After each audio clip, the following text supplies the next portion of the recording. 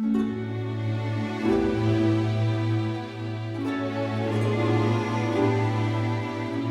everybody, welcome or welcome back to my channel. My name is Eliza, and if you've never been here before, I create my dream wardrobe from scratch and I take you along for the ride.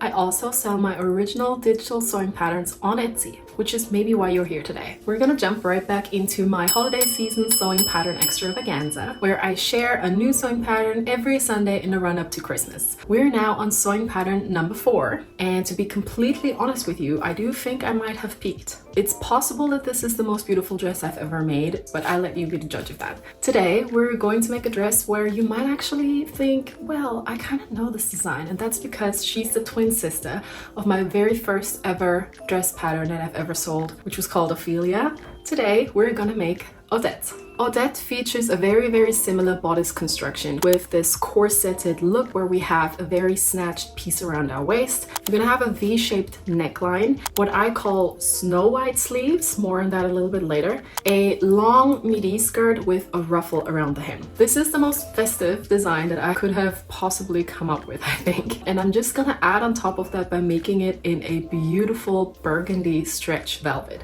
I am obsessed with this fabric. It was so much fun to work with. I ordered it from New Craft House. I'm gonna put a link into the description. And I believe it was just the perfect material for this dress. Odette generally thrives if you make her in something mid to lightweight, something maybe stretchy, flowy. So for example, stretch velvets, stretch jerseys, rayon, viscose, things like that. There's a plus to this pattern, which is that there are 2 skirt options, the one that I just mentioned, but also a mini skirt. So if you want to make the dress in something a little bit more structured, for example, a jacquard, which is something that I considered first, you would probably want to go with the mini skirt version. As you might be able to tell, I'm very excited. So let's get into the tutorial, but first let me show you how to print your pattern at home. Each pattern is available in 3 printable PDF formats, DIN A4, A0, as well as US letter, with A4 and US letter being the print at home options. If you choose to print your pattern at home, pick your format and have a look at the explainer page that you'll find on the first page of the PDF document. Make sure to set your print to scale to 100% and print the first page. If the scaling box that you see there is in fact 2 by 2 centimeters, you can go ahead and print the rest of your pages. Each sewing pattern document features a set of numbers in the corners of every page, with each number existing up to 4 times. Place the same numbers next to each other in a square grid to assemble the pattern. The large gray numbers are the page numbers, which help you orient yourself if you want to selectively print elements of your pattern. I will usually leave a legend of which pattern pieces are on which pages on your explainer page. Now print all the pages of your sewing pattern and you're good to start your mock-up, because we always make mock-ups around here. I added something a little bit new to my digital sewing patterns, which is that I added a crop line. So now you will have to add an extra step when you cut out all of your pieces, which is to cut away some of the crop lines to align your pattern pieces with each other. But I think in the end, you're gonna end up with something that's more accurate than what I had before. So I hope you enjoy that new addition to my patterns.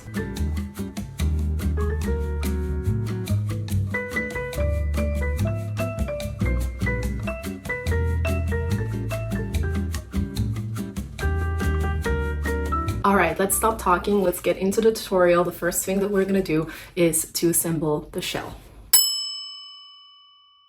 So let's start with the tutorial. I am going to grab my 2 front bodice pieces. This one is just placed mirrored. So this is the piece that you want. This is placed on a fold. So this is basically your corseted, snatched waist area.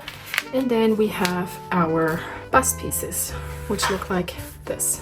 You do have a notch placed in your pattern as to where to close your center front to. So I'm going to place a little needle here. And the first thing I do is I place the 2 bust pieces right sides touching once again. And I'm gonna pin this first little section together. Because this is velvet, I'm going to place a few more needles than I usually would, since the velour kind of wants to do this all the time. So I'm now going to sew this first section shut, honoring my seam allowance that I gave myself in the section, which is about 1 centimeter.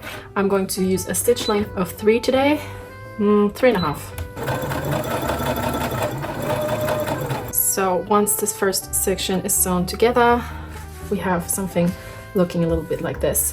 Now what we do is we place front bodice 1 and front bodice 2 right sides touching, and we're going to match up our seam that we just created with our center front notch in our front bodice 2 piece, and we're going to start to align our underbust seam. You do have notches here which you can honor, so what you would do basically is pin your underbust seam flat until you reach this notch point. So I do place the needle right where my notch is. Then I move over to the side seam and align my side seams with each other straight away. I then place a couple of more pins into the bust piece from the side so that this section is pinned flat. And now I have my E-zip here. This is what usually would be a dart. We are going to hand pleat this to create a little ruffle moment that is going to enhance our bust and give it a nice lifted effect. I'm just gonna place a few needles to hand pleat this section, this ease away.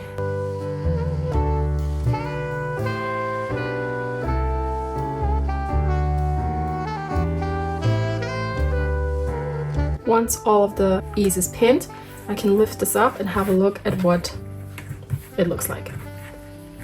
This is what you get. You now do the same thing on the other side.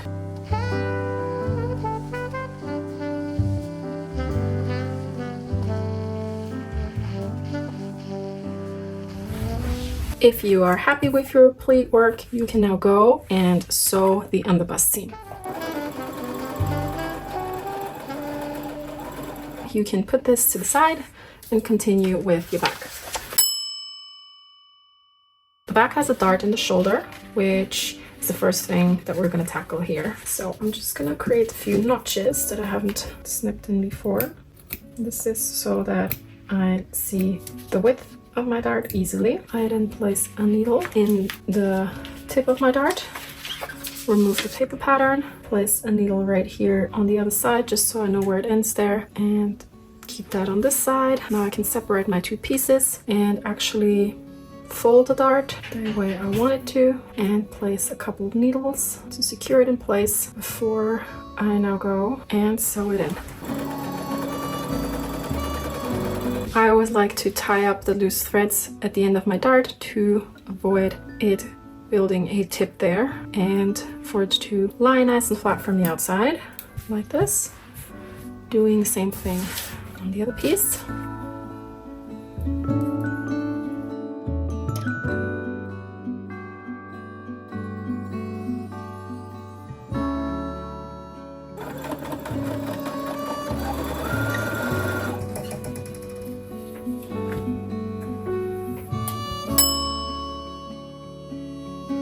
Once your back piece is assembled and your front bodice is assembled, you can now join the two right sides touching.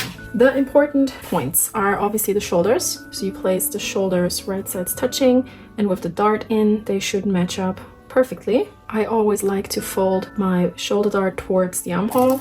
In the side seams, you also want to make sure that your underbust seams are matching up perfectly. That's the most important part. If your sides are slightly different, say in the underarm section, like I have a few millimeters off here, that is absolutely of no consequence. You want to make sure that your underbust seam hits in the right place for both front and back. And now you can go and sew your shoulders as well as your side seams.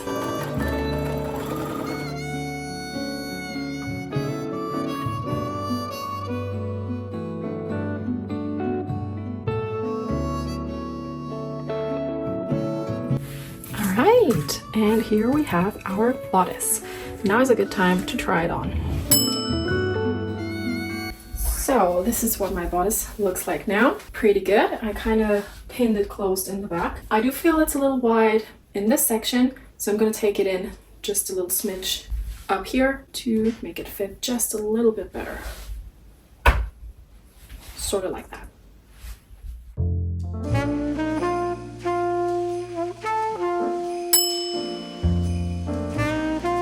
I'm going to continue with the skirt pieces. We only have a dart in our back, so I'm starting there. So it is helpful and important to place little notches in your fabric on the left and right arm of your dart so that you can identify how wide it's supposed to be. And then I place a needle on the tip of my dart.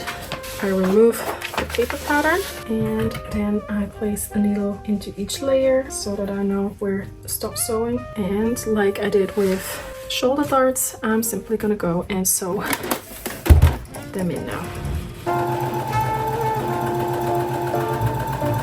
Once the darts are sewn in, I place the two sides of my back, right sides touching once again, to close my center back seam. Now there is an option for the skirt to leave a walking slit. Because the skirt is really quite narrow, it's not flared in any way, there is the option, depending on probably how rigid your fabric is, to leave a walking slit, and there is a notch in the pattern for that. There's also a notch in the pattern for your zipper, which naturally, as usual, I have forgotten to place. So my fabric today is stretch velvet. So I am doubtful that I will need a walking slit. However, I'm not 100% sure either. So I think what I will do is I'll sew this part with a stitch length of 5.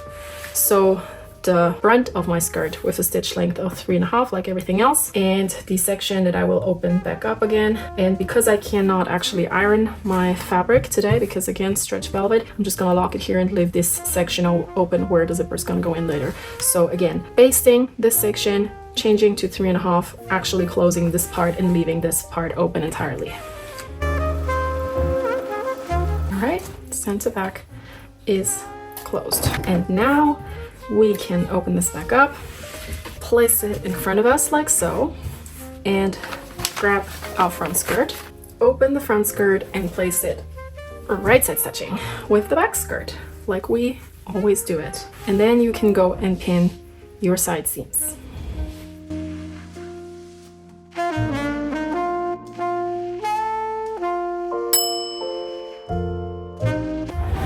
Right, now that the skirt is sewn together, I can join it with my top. And to do that, I place the two right sides touching. I start at the center front and find my notch points, which are dramatically varying in size. I start at the center front and then I move on to my side seams. And I make sure my seam allowances face the same way. And then I pin the middle section to match everything up perfectly. Again, other side seam, and then pin together what's between front and side. So now once the waist is pinned, I'm gonna sew it. Okay, and now we have everything sewn together. We can try the dress once again. Okay, so this is what my dress looks like so far. Very pleased with the fit. I did discover that my skirt has stripes. Not so pleased with that, to be honest. I don't know, I hope they go away. Otherwise I'm gonna be the stripy burgundy lady. But this is the fit so far. You can see the bust pleats, and everything's gonna come together tomorrow morning when I add my sleeves as well as my ruffles around the skirt. Hem. Okay, so let's prepare the sleeves. With this pattern, you do have a few options. There's 2 sleeve patterns included. They're basically the same. One is just bigger than the other. This is what I call the shell sleeve, which is one size. This is just so that you get volume around your sleeve, and you do have a smaller one. So you could totally just go for the smaller one, keep it very simple. You could also just use the bigger one and ruffle it up with an elastic in the cuff to create this bubble shape. But today I want to show you my design idea for this dress. That is what I want to call the Snow White sleeve, and it kind of looks like this once it's all put together. So this sleeve is special because it is lined, so you can see here on the inside how the actual lining sleeve gives the shell sleeve this very specific shape. So this is what I want to do today, and I want to show you how I do it. So what you want to make sure with both of your sleeve based pieces, both shell and lining, is that you have notches placed, one in the mid of your shoulder, one in the mid of your cuff for both of your pieces. The first thing we want to do is to add a basting stitch to the cuff of our shell. A basting stitch is the biggest stitch on your machine, and you simply don't close the seam at the beginning or the end. Once you have your 2 basting stitches added to the cuff of your shell, you can now place lining and shell next to each other. Make sure the right side of your shell is facing down, and then pin it together like so with your lining. My lining doesn't have the right or wrong side, but technically speaking, you would want to pin it together, right sides touching. You place your first pin right here in the center point notch, then you pin the sides together. Once these important points are pinned, you can now start to gather up the cuff. We pin these 3 points first so we can evenly distribute the width and we don't have more ruffle in one section than another. This just makes it easier to distribute everything nicely. And once you're down to the width that you need, you can just place a few securing pins. Same thing on the other side.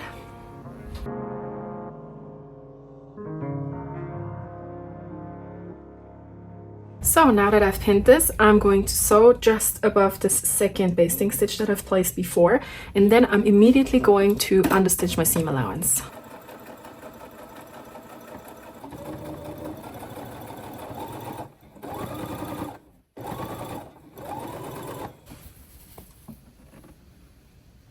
So unfortunately my phone stopped recording. I will explain to you what I've done here. So basically I have pinned the left side of my shell down with the right side of my lining in the highest point of my shoulder, where the midpoint of my shoulder curve is, where the notch is placed. I then started to pin the first section of my sleeve flat, so you can see what that looks like here, and then I gathered the shell sleeve down to the size of the lining sleeve with the help of my basting stitches, and I'm going to show you on this side now.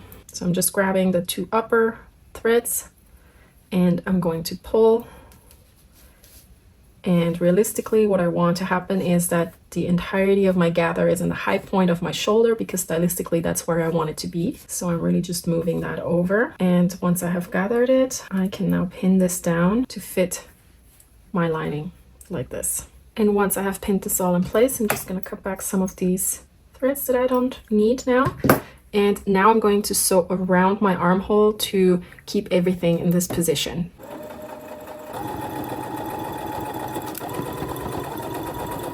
Now I have my sleeves prepared, so I can start the lining process of the dress. All right, once you have your shell sewn together, you can reproduce all of the same steps in your lining material. I would really recommend lining this dress just because it adds this like extra layer of luxury and it makes it feel more high-end and expensive, which is always nice. All right, so surprise, I have prepared my lining off camera because it is basically the exact same process as for the shell. There's absolutely no difference. I used all the same pieces and cut them from this stretchy lining material that I'm going to use. And to overturn the two things with each other, we will have to focus on our neckline. So I'm grabbing my shell and I'm placing it right side up so it's facing me. And I'm grabbing my lining and I'm placing it right side down onto my shell like so. So the seam allowance of my lining is facing me and the right side of my shell is facing me as well.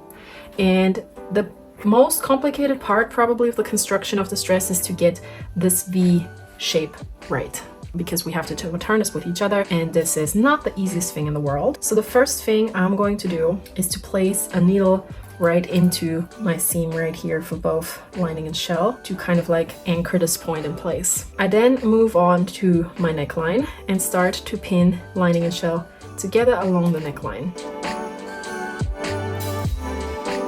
The next important point to get right is the shoulder. So I'm also pinning the two seams on top of each other here, and then I move on towards the back side, pinning the neck together. This is only a very small section back here. Same thing mirrored over here. Once your neckline looks like this, you can take it to your sewing machine.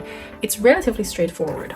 I'm going to start here at my center back. I'm going to sew all the way down my neckline, and then once I get to this V tip here, I'm going to pull the seam allowance over like this, and I'm going to try to reach this seam right here. It's, again, not going to be the easiest thing in the world, but if you manage to get in here, then you will have a very, very clean finish on the other side of this, on the outside. You don't actually have to go completely all the way, because you can hand stitch the last part to keep it super, super clean and not make it too hard for yourself.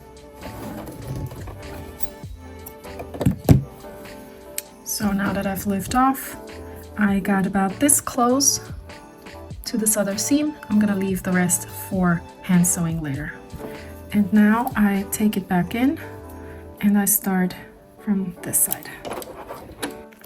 Okay, so I have now sewn around the entirety of my neckline, and I'm going to snip the seam allowance in a few places just to remove some of the tension so everything can lie nice and flat from the other side. Now I'm gonna have a look and overturn everything to see where we're at. So that looks pretty good.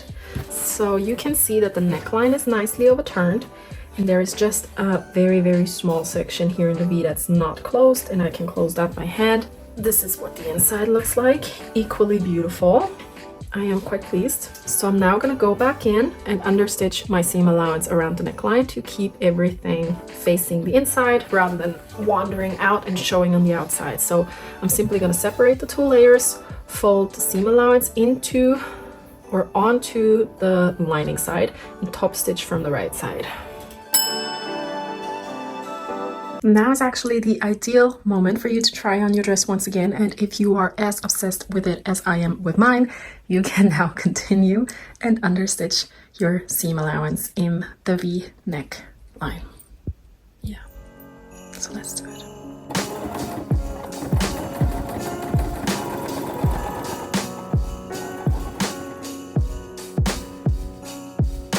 Okay, so I have now understitched the seam allowance, and what I want to do is place a needle just here along my shoulder seam to make sure everything is nice and flat for when I now insert my sleeves.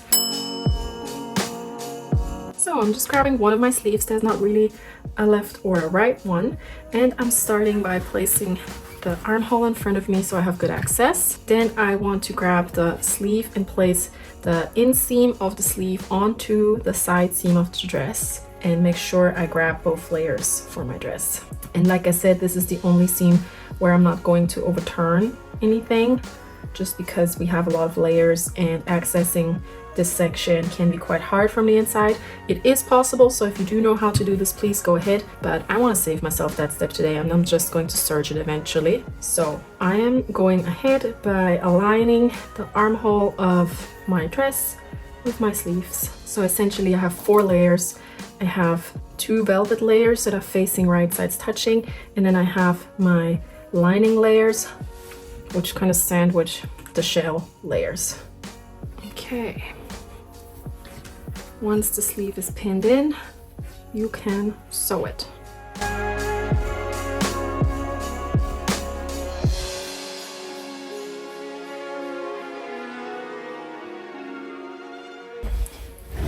And here we go, beautifully inserted. Very happy with the fit. If some of your basting stitches are showing here, that's not a big deal, you can remove them later. And on the inside we do have this raw seam which I am eventually going to serge. If you don't have a serger, you could use some bias tape to give it a nice finish or zigzag stitch it. But the sleeve is in, I'm now going to do the other one.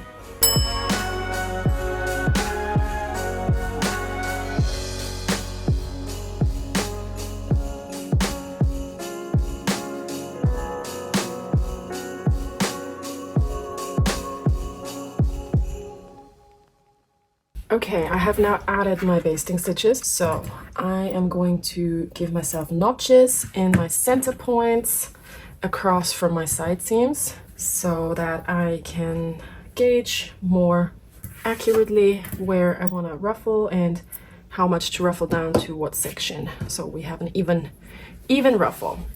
Now we have this monster of a loop here which we have to gather down to this complete circumference. This is our hem.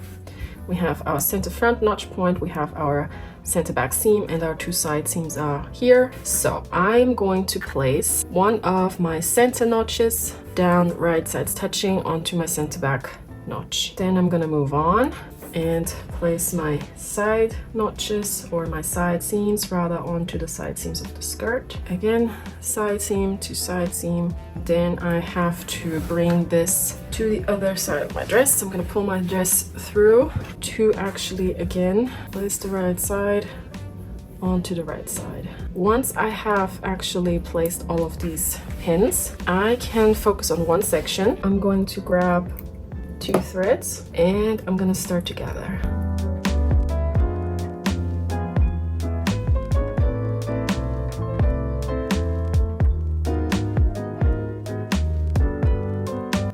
Once I feel like I am down to the distance that I need it to be, I just make sure that everything is nicely distributed along this width, and then I can actually pin it down onto the hem.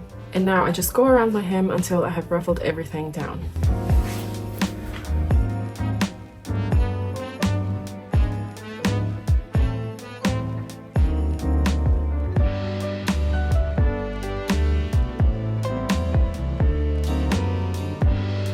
Okay, I have now pinned the ruffle to the hem, and I'm going to stitch it down.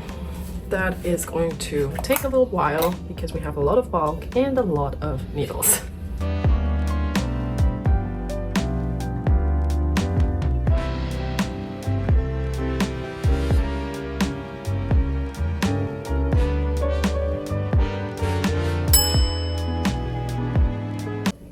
All right, we have reached the very last step, which is to insert an invisible elastic. What you do is you place your dress in front of you so you have good access to your center back. You take your zipper and place it face down on one side first, and you start to pin it in.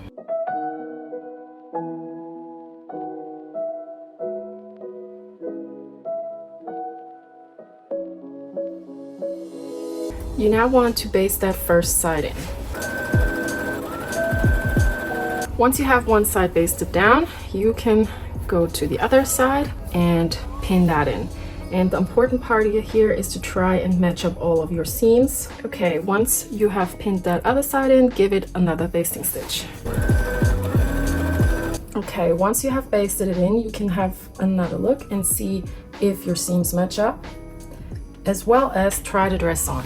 Okay, once you have tried the dress and you can still get into it and it doesn't pucker, you can move on to the next step, which is to give your zipper a second stitch closer to the teeth. If you have a zipper foot, you're going to use that now. If you do not have a zipper foot, you just uncurl the teeth of your zipper and stitch in the ditch.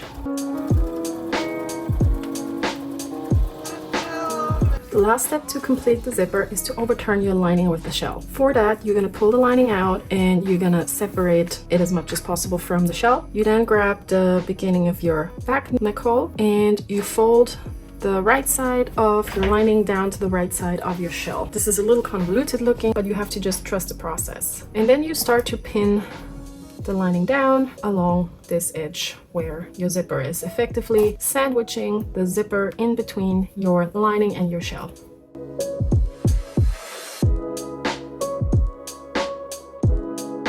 And now I'm simply going to sew down this edge, and I'm going to place my zipper foot right next to where I can feel the teeth of the zipper. This is what I'm going to use as my guide. Before you turn it around, you might want to take away just a little bit from this corner up here, just because it makes it easier to overturn. And then you kind of try to turn everything back right side out. And ideally, your situation should look a little bit like this, where your zipper teeth are coming out and your lining is nicely hidden away. Your corner up here is nice. So if this happens where the end of your zipper tape is looking out, just go back in and sew over it so that you can be sure that it's not coming out, which is what I'm going to do now. And then you repeat the same process on the other side and then you're done. So let's get to styling this dress.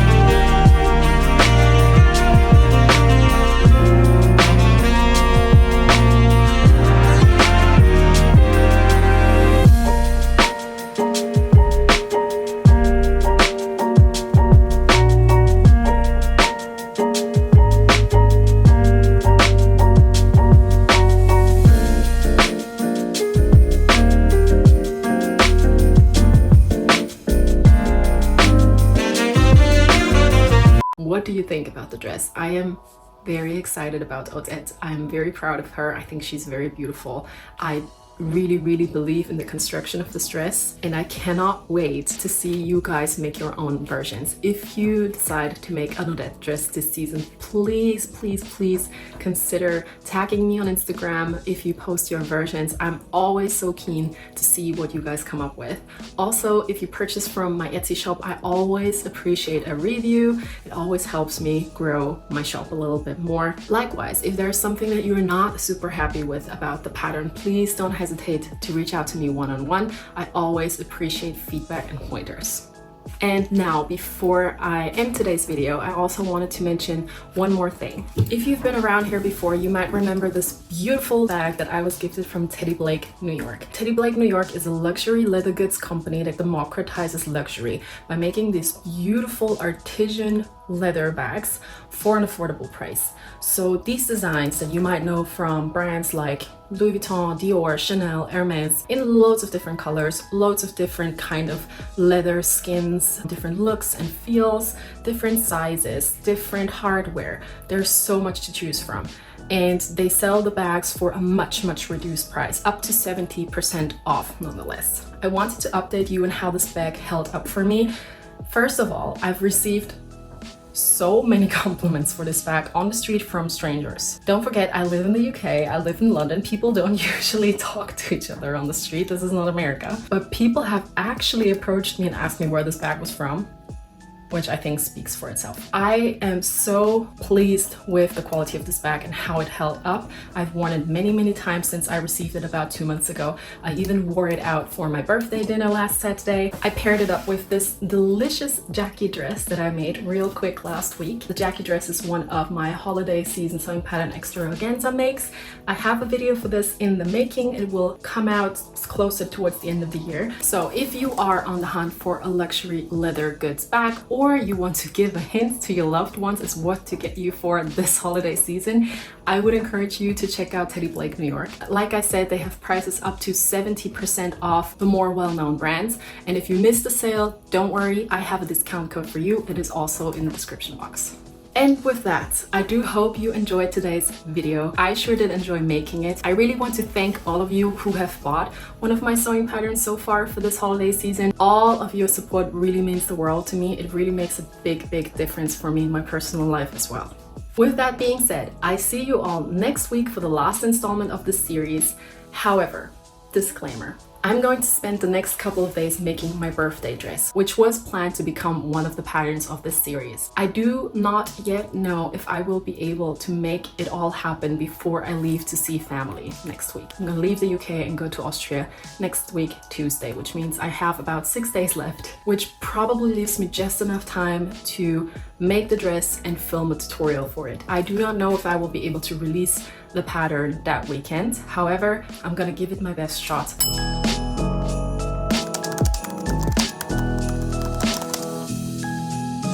I really hope to read you in the comments then.